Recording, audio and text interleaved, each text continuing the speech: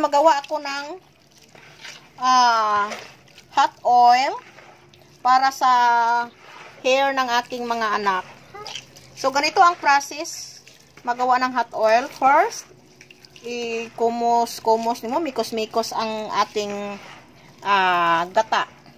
Ito ang ating niyog na kinodkod. Tapos, mikos-mikos natin para lumabas ang kanyang milk. Ang coconut milk. Pigain natin siya para lumabas ang kanyang strong. You give your force strong, guys, para makuha ang kanyang coconut milk. Yan. So, another one. Ilabas natin ang ating mga strong. Yan, ganito.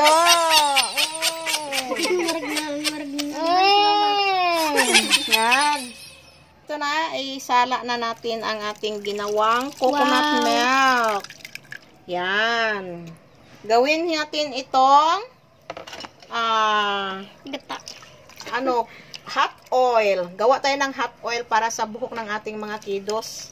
Ng aking mga babaeng mga anak na mga hahaba yung buhok. Ilagay natin sa ating kalaha. Oh, wow.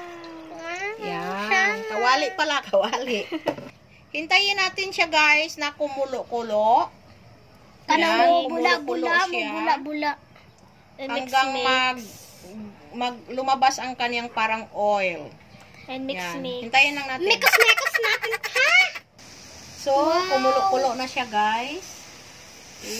Ano lang natin para to hintayin natin siya, guys, na lumabas oily. Ang kanyang oil. We will wait until the right amount of time.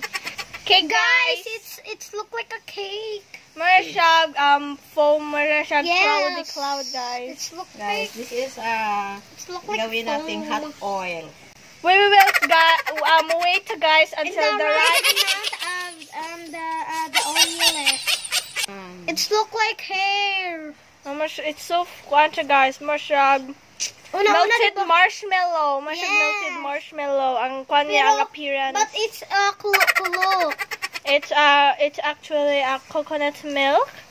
It will turn into a coconut oil. Is that yummy? So, this is finished, guys. Lumabas na ang kanyang oil. Okay, off na. So, this is tapos na, guys. So, ipalamigin natin ito. At saka, ilagay natin sa ref. Bukas na natin to i-apply sa buhok. Oh my God! Para malamig siya. Yan. Para ang ating mga buhok mag-shiny. At saka, maganda ang tubo ng mga buhok natin. Shine like a diamond. Ng hot oil. So, ipalamig natin bago natin ipasok sa ref. Your hair will shine like a diamond. Okay na to, guys. Okay na to. Palamigin na lang. Ito na ang aming ginawang hot oil, guys, na nilagay namin sa ref. So, ngayon, i-apply na namin sa buhok ni ate. Morning na ni, guys. Yeah. So, guys, morning, guys, morning pag-apply. Hot oil. Manang hot oil, guys, nga giluto ni mama. Wow. It's very shiny na. Yes. So, unsa man ang kuan ma? Ano na siya, pa-shiny sa buhok o pa-smooth. Te, unsang feeling, te? Cold. Yan. Para mabugnawan ang ulo. So, te, unsang feeling? I feel relaxed because it's cold. It makes my skull cool and I feel cool. That's the spirit? Yeah? Ganito siya, guys. Yeah, maganda ang buhok mo kasi malamig. Shiny. Malamig ang tapos malamigan ang inyong mga skull. This is homemade hot oil, guys. Kami lang ang ako lang ang gumagawa para sa aking mga anak na magkaroon ng shiny ang kanilang mga buhok at malambot, soft ang mga buhok nila. Very soft. No need na mag-cream silk kasi malambot ang So, dito na naman tayo sa baba. Papunta ang ating application sa ating hot oil.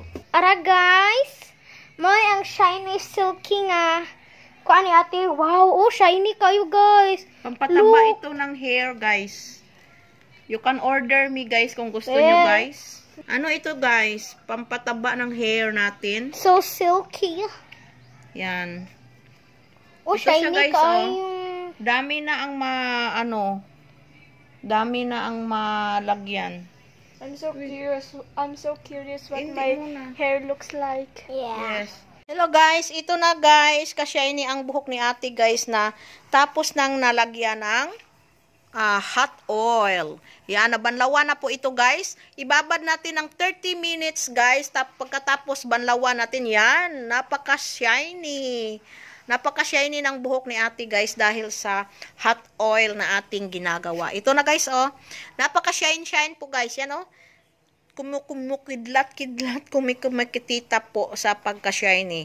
Yan, thank you for watching guys. Sana magustuhan nyo ang video na ito guys. Kung sino dyan ang gustong mag-order, mag-order lang po. Just PM me. Thank you for coming guys. Maraming salamat guys. Bye! Hello, te! Wow! Shiny ang kanyang buhok. Mag-hot oil naman kami sunod guys. Bye!